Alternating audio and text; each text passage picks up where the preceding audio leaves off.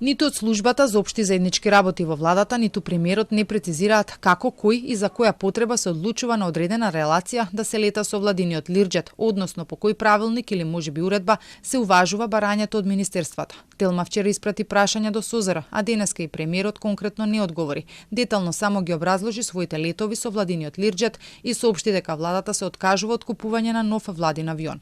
Потребите за користење на воздухопловот владин е соодветно на потребите на владата.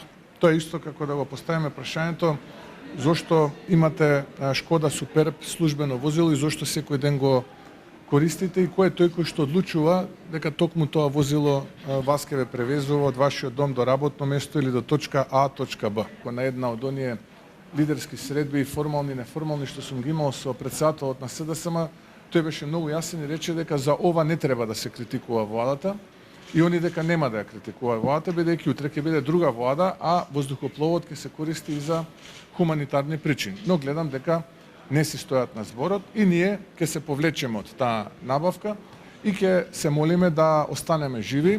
Авионот го користел 4 пати. Го раскажа патувањето до Сплит, таму заминал со комерцијален лет, но затоа што останал подолго од планираното го пропуштил летот за дома, па од Скопје тргнал владиниот Лирџет да го земе од Сплит и да го врати во Скопје.